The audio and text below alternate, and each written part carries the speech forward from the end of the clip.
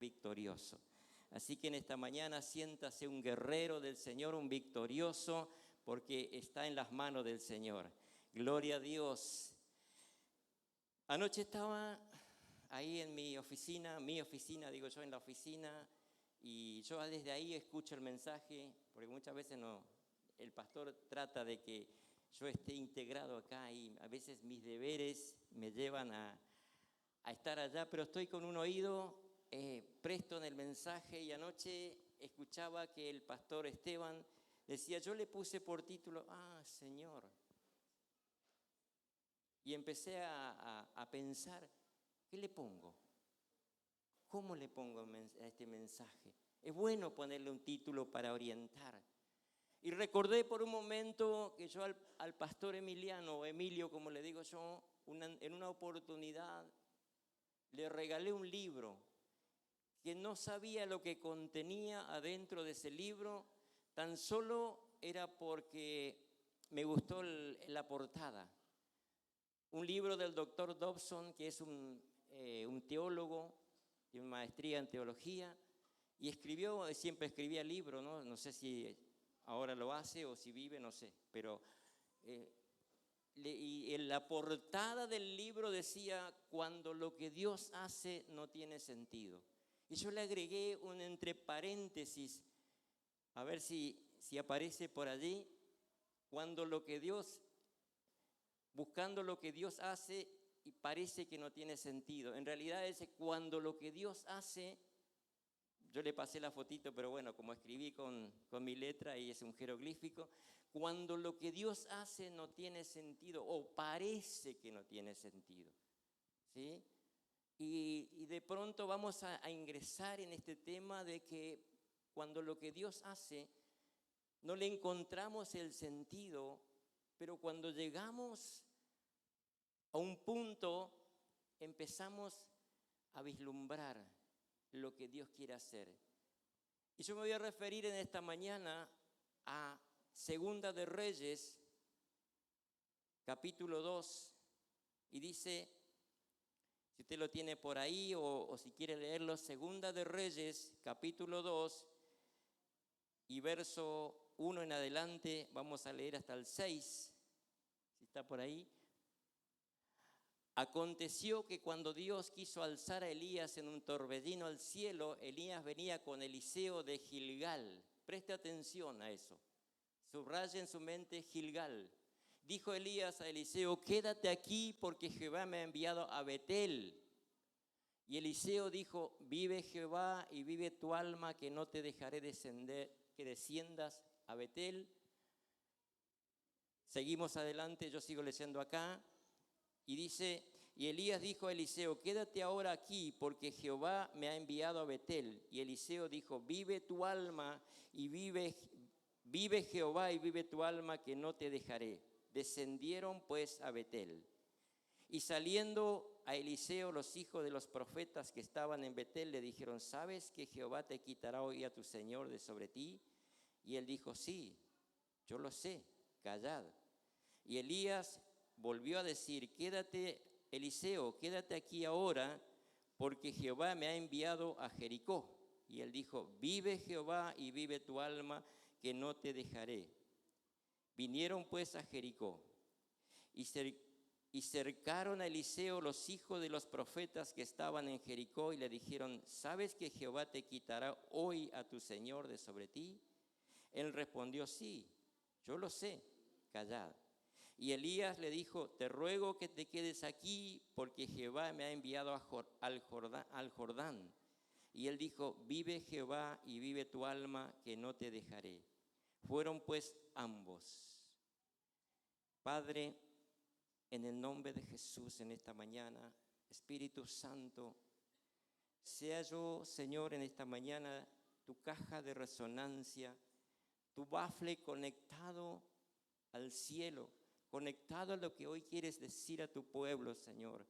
Oro, Padre, para que toda mente, Señor, todo pensamiento, Señor, que no es de ti, salga en esta hora y quede solamente el pensamiento de la persona hacia ti y tu palabra tenga cabida, Señor, Padre, oro, Padre, en esta hora para que todo nerviosismo, toda distracción, Señor, salga de este lugar, papá, porque tu presencia es mayor que todas las cosas, Señor, y tú quieres tener un trato hoy con nosotros, Señor. Padre, habla, Señor, porque tu pueblo está escuchando. En el nombre de Jesús. Amén. Dice la palabra del Señor que había una sucesión, había un suceso que había de acontecer. Y esto lo vamos a relacionar con otro. Cuando nosotros estamos destinados a algo, cuando nosotros estamos llamados a algo, el Señor va dando pasos en que nosotros a veces nos demos cuenta. Sucedió también, aquí lo tengo yo anotado, en el libro de Samuel capítulo 10, en Primera de Samuel, cuando Dios iba a dar un reinado a Saúl.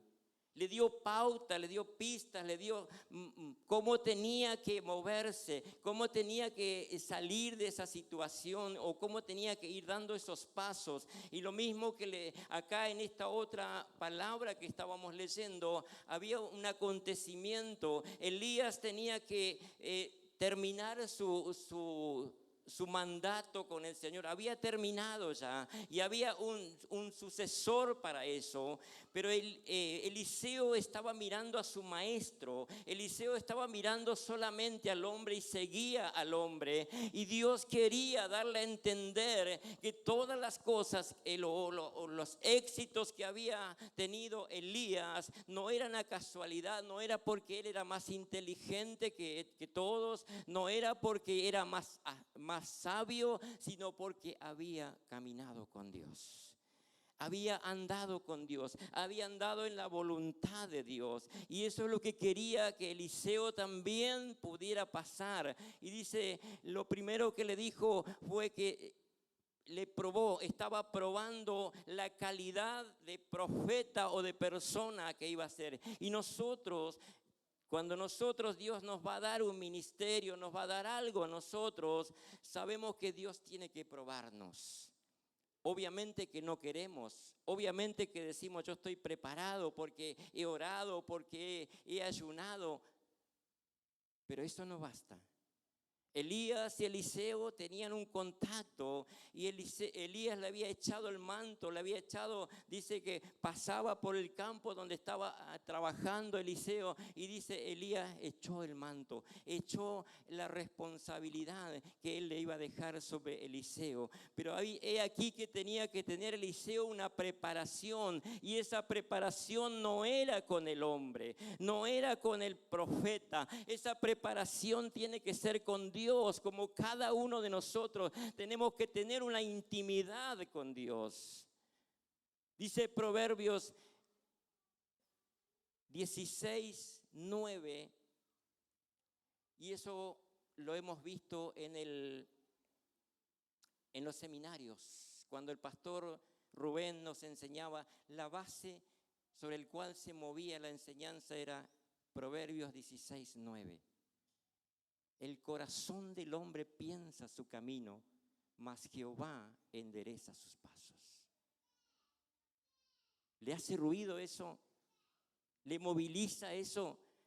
Que el hombre puede enseñar, el hombre puede moverse, puede pensar, puede tener un pensamiento como tenía Eliseo, como tenía quizás ese varón, decir yo voy a caminar, quiero ser como mi maestro, pero necesitaba una experiencia, y no precisamente con el hombre, no precisamente con la persona, no precisamente con el ser humano. Necesitaba tener una experiencia con Dios, y en esa experiencia iba a empezar a caminar. Observe que el primer paso que Elías le dice a Eliseo: quédate, Eliseo, aquí porque tengo que ir a Gilgal. ¿Qué representaba o qué representa Gilgal en el camino del creyente, en el camino del cristiano, en el camino de la persona que está llamado por Dios? Es el lugar donde Dios hace una separación. Es el lugar antiguamente donde Josué renovó el pacto, donde Dios renovó el pacto a través de Josué con el pueblo. El pueblo no era que se había olvidado, no era que Dios lo había dejado pasar durante tantos años, 40 años quizás, que no habían celebrado la Pascua. Dios no se había olvidado, sino que era necesario que ese pueblo transitara en el desierto para luego ir a la puerta de la tierra prometida, pero no podía entrar allí a la tierra prometida con esas impurezas que llevaban, porque traían gente de afuera, porque se le habían unido personas, porque habían protestado contra Moisés, habían peleado, habían hecho un montón de cosas y entonces estaban impuros, y esa impureza no podía entrar a la tierra prometida. Gilgal representa el lugar donde el Señor nos hace una separación. El lugar donde tenemos que dejar la vida antigua, la vida de desierto, la vida si quieres llamarlo de alguna manera, de la vida que hemos vivido en este mundo, en el sistema de este mundo, para ser un poquito más, no tan fuerte.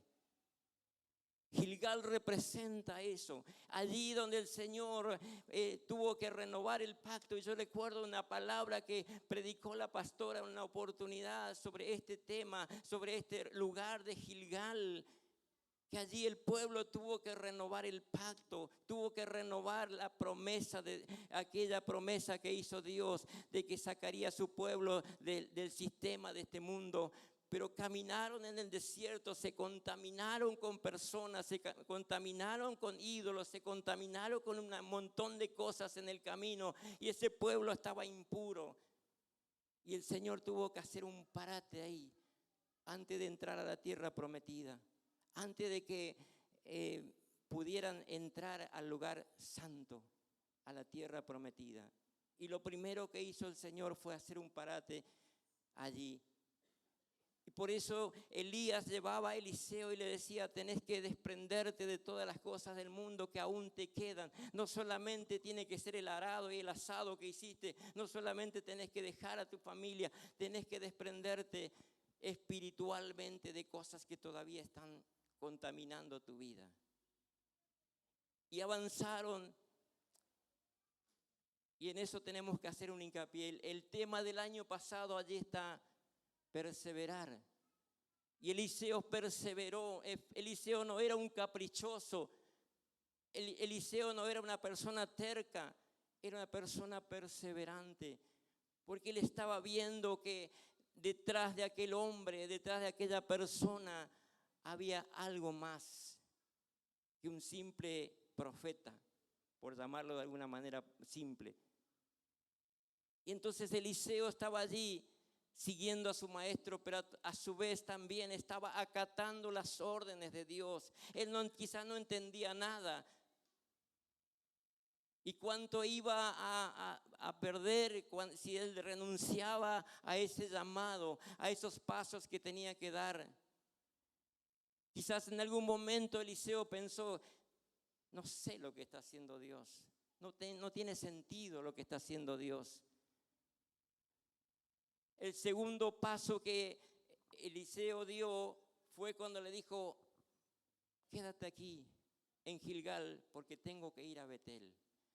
Betel sabemos todo lo que representa, y cuánto más los que estamos en el seminario bíblico. Digo porque anoche me terminaron de convencer. Yo no estaba por este año, pero una conversación profunda con el maestro me cambió los planes. Yo este año dije: no voy a hacer seminario, estoy cansado, tengo otras cosas para hacer, tengo planes. Pero Elías me llevó a Betel y me hizo reflexionar que era necesario hacer el seminario y conocimiento. Y esos conocimientos que a uno le despiertan ese hambre, esa sed, esas ganas de saber más y más. El segundo paso que Eliseo tenía que dar era ir a la casa de Dios. Betel significa una intimidad con Dios, como todos lo sabemos. Los que participamos en el seminario teníamos que participar también de los Beteles. Era una norma eso. No la pastora Norma. Era una condición. Era una condición y estaba bueno. Porque entrabas, si bien en las enseñanzas entrabas en la presencia de Dios, en el conocimiento, pero necesitaba vivir ese conocimiento, necesitabas experimentar el conocimiento. ¿Y dónde ibas a ir sino al Betel? Y Eliseo tenía que estar en ese Betel, en esa casa de Dios, en esa intimidad con Dios. El segundo paso que dio fue ir a Betel. Significa casa de Dios, representando el lugar sagrado, encuentro divino, conexión celestial y revelación personal, originando que Jacob vio una escalera al cielo. Allí simboliza la presencia constante de Dios, refugio y la puerta de entrada al cielo. En el capítulo 28 del libro de Génesis, cuando Jacob tuvo ese encuentro con Dios y vio que una escalera, había una conexión del cielo con la tierra, fue en Betel. Fue en ese lugar, se llamaba Luz ese lugar, pero él le cambió y dijo: esto es casa de Dios. Y tuvo una conexión, y Betel simboliza la conexión de Dios, que Dios hace que su Espíritu Santo venga a la tierra y esté con nosotros. Betel simboliza una presencia constante de Dios, porque tenemos que permanecer allí en ese Betel. El tercer paso que da Eliseo es ir a Jericó. ¿Qué representa Jericó en el ámbito bíblico o en el ámbito espiritual? Representa la oposición, representa lo imposible para el ser humano, representa lo imposible para nosotros como seres humanos, pero representa que con la obediencia y la constancia y la perseverancia podemos derribar aquello que nos parece imposible, aquello que nos limita, aquello que nos detiene, aquello que lo estamos viendo como algo imposible. Lo podemos vencer a través de la constancia. Jericó en el ámbito espiritual simboliza la victoria de la fe sobre obstáculos aparentemente inexpugnables. ¿Cuántas cosas hay en nuestra vida que decimos esto es imposible? Y recitamos aquello de que para Dios no hay nada imposible, pero nosotros estamos detenidos allí porque no entramos muchas veces en la obediencia, en la perseverancia. Josué tuvo la constancia y quizás, como decía el título de esto, para muchos y para el pueblo representaba que parece que lo que Dios está haciendo no tiene sentido. ¿Qué era el sentido de caminar y dar vueltas y sin armas? ¿Cómo íbamos a derribar todas las cosas? El pueblo no llevaba armas, solamente unas trompetas, solamente caminar y dar vueltas y vueltas. Pero eso es entrar en la obediencia de Dios. Eso es entrar en la presencia de Dios. Eso es entrar en el plan de Dios. Por eso yo le puse de título: cuando lo que Dios hace parece que no tiene sentido. Yo le puse el parece. El libro decía: cuando lo que Dios hace no tiene sentido. Pero para nosotros parece que no tiene sentido lo que Dios está haciendo. Y ese es el símbolo de la detención. Pero simboliza la fe y la victoria, representa la conquista de barreras físicas o espirituales que bloquean el crecimiento personal, superadas no por fuerza humana, sino por la fe y la obediencia a Dios.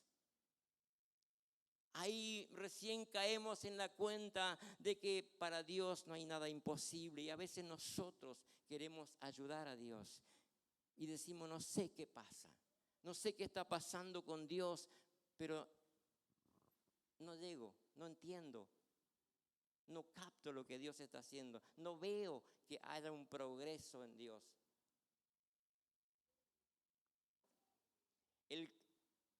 Los muros de Jericó simbolizan situaciones imposibles, miedos, limitaciones o pecados que actúan como barrera entre el creyente y su propósito, los cuales deben derribarse mediante persistencia espiritual, lugar de transición como la puerta de entrada a la bendición o a una nueva etapa de nuestra vida espiritual.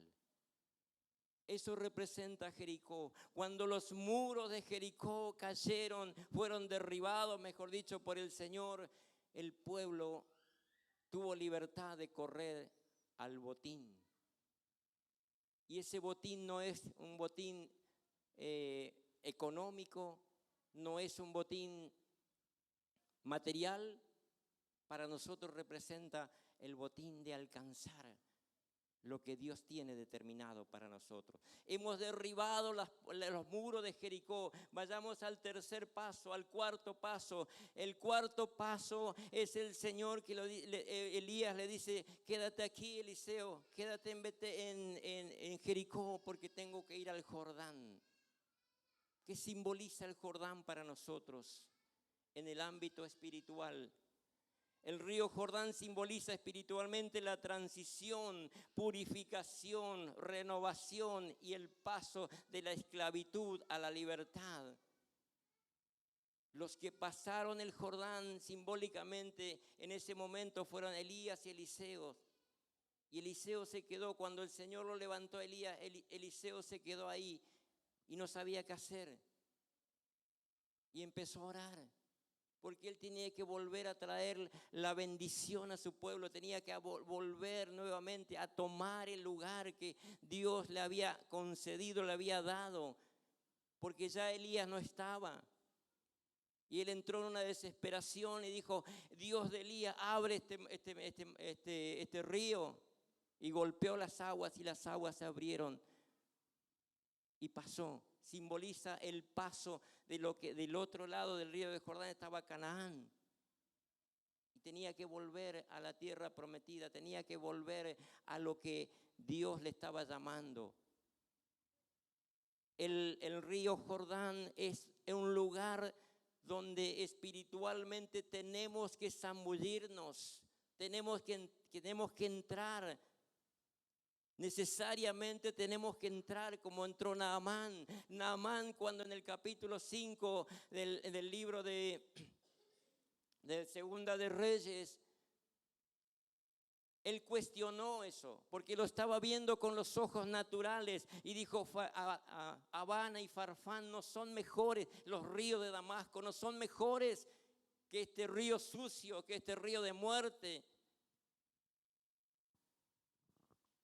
Pero el río Jordán representa la humillación y la humildad a su vez. Dice que literalmente significa río que desciende, porque desciende del monte Hermón hasta el mar Muerto, pero tiene un descenso y arrastra todo lo que está a su paso, y siempre es un río que está sucio. Y por eso es que Naamán decía: los ríos de aquel lugar de Damasco no son mejores que esto, no son más claros, no son más limpios. Como el profeta me manda que yo vaya y me zambulla en ese río sucio, ¿qué me voy a limpiar? Pero lo que él estaba viendo era que con sus ojos naturales no estaba viendo que había una limpieza espiritual que el Señor quería hacer para simbolismo. Y cuando fue convencido de que tenía que zambullirse 7 veces en ese río sucio, él salió, dice, cambiado, salió transformado. Y salió reconociendo de que dijo: no hay Dios sino solamente en Israel. Él tuvo que reconocer, tuvo que ser humillado para reconocer que había solamente Dios en Israel, que no había Dios que los dioses de aquel lugar de Damasco no servían, que los dioses que ellos adoraban no eran Dios con mayúscula.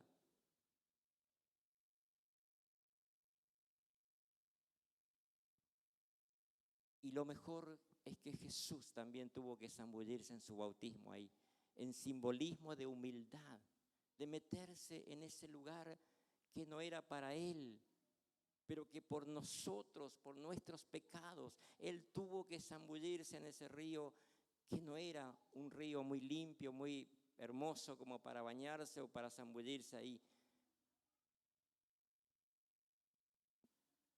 El significado de espiritual y uso de Jordán dice: paso a la libertad, transición, representa superar adversidades y pasar de una vida difícil a una etapa de gracia, simbolizando el cruce bíblico de los israelitas hacia Canaán.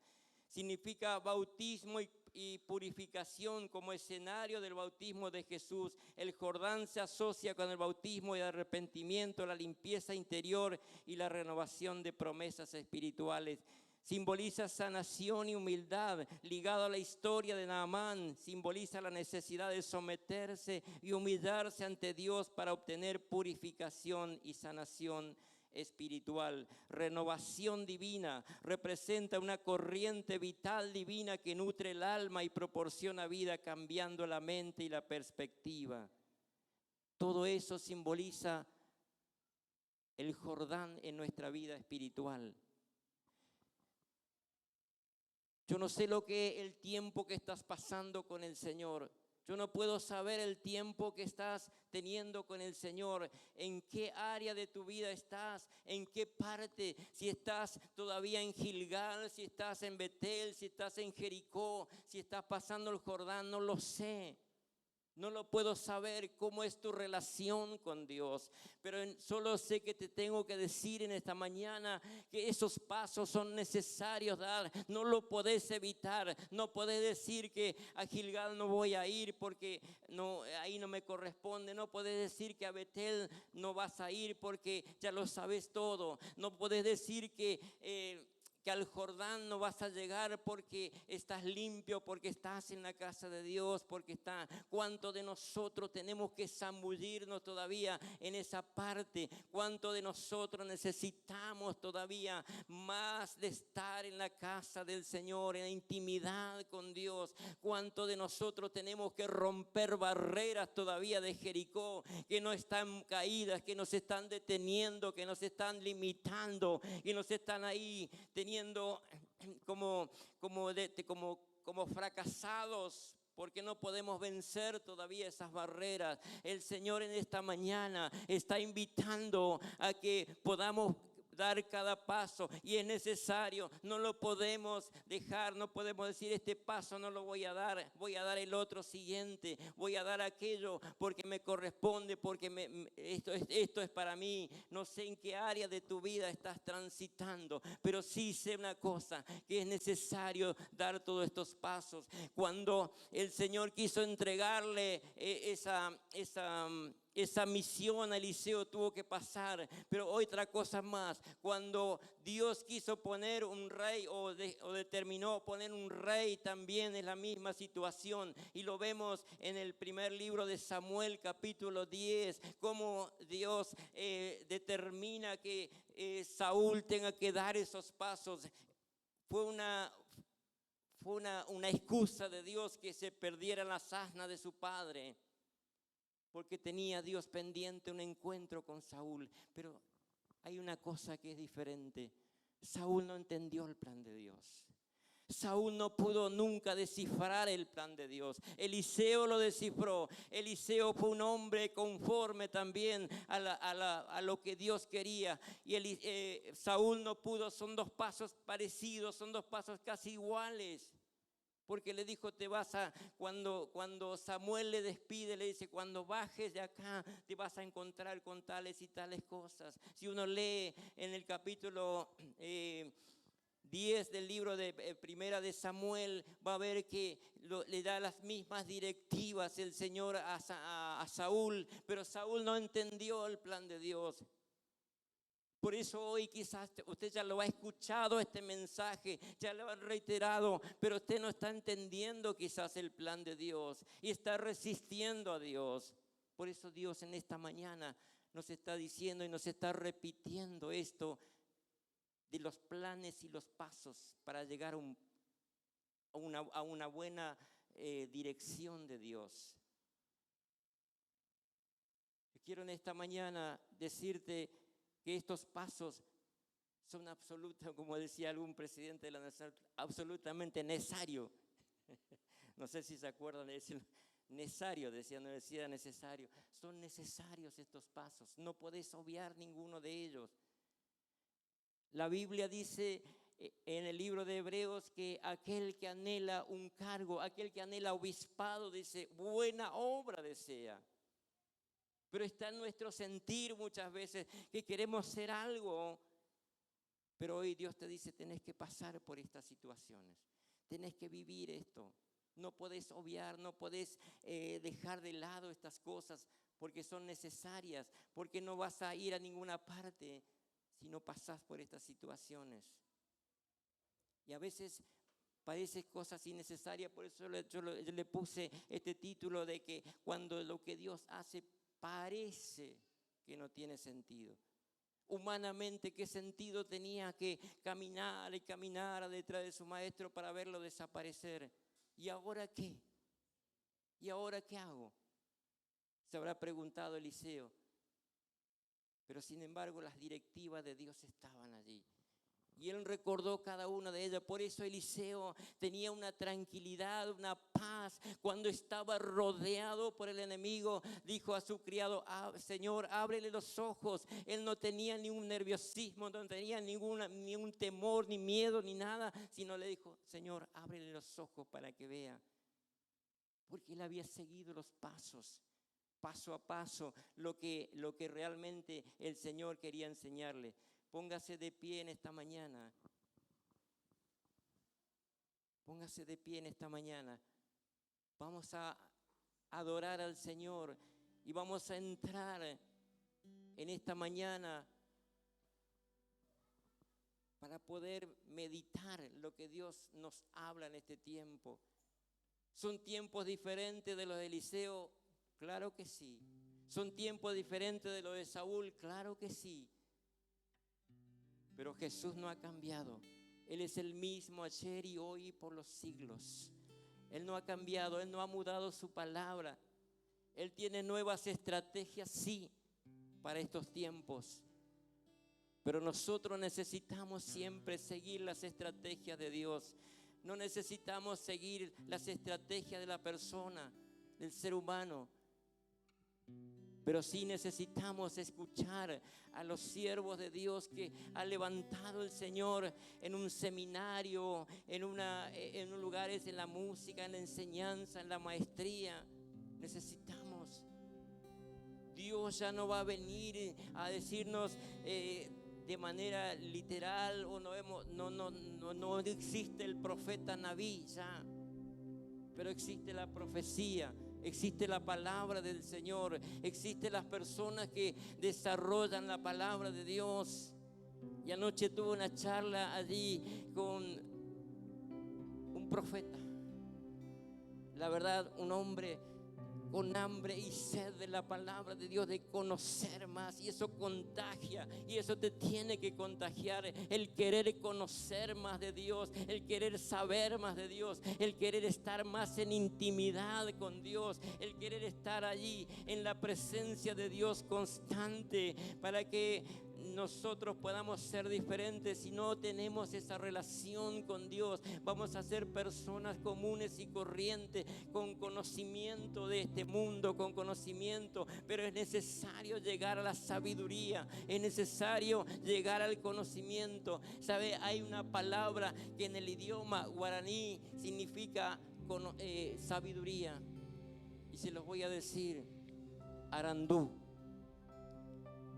Decía unos versos de aquel que fue mi mentor prácticamente, y no tengo vergüenza de decirlo, en la iglesia católica.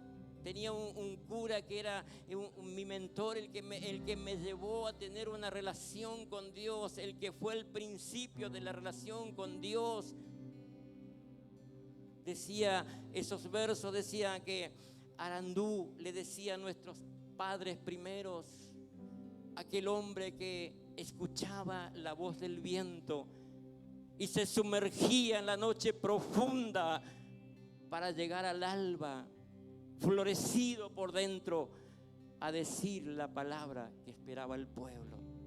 El arandú significa el sabio, el que conoce la voluntad de Dios. Eso es el conocer, la persona con sabiduría y con hambre de conocer a Dios. Jesús, cuando tuvo que elegir a sus 12 apóstoles, Él se sumergió en la oración en la noche profunda y vino al otro día con sabiduría de Dios para elegir sus 12 apóstoles. Es necesario sumergirse en la palabra, en el conocimiento de Dios, en la intimidad con Dios. Y eso me despierta a mí esas ganas de seguir avanzando. Yo, como les dije, no iba a hacer el seminario en este tiempo, en este año, pero Dios mandó a su profeta para que me convenza. Muchas veces le resistimos a Dios, muchas veces queremos hacer lo que nuestro corazón dice, pero Proverbios 16:9 dice: el corazón del hombre piensa su camino, mas Jehová endereza sus pasos. Adoramos a Dios en esta mañana. Adoramos a Dios en esta mañana. Que fluya la adoración no solamente de acá, sino de usted, de su corazón, de su hambre, de sus ganas de conectarse con Dios, de saber y conocer más de Dios. Es necesario. Eliseo tuvo que dar todos esos pasos, no porque quisiera solamente ser como Elías, sino que quería y tenía hambre de conocer a Dios. Distinto fue Saúl, que tenía solamente una misión de querer proyectarse él como persona.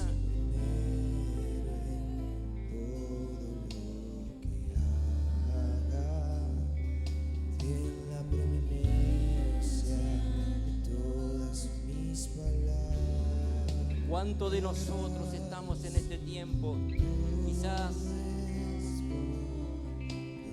queriendo conocer más de Dios? Pues añádale perseverancia, constancia, voluntad.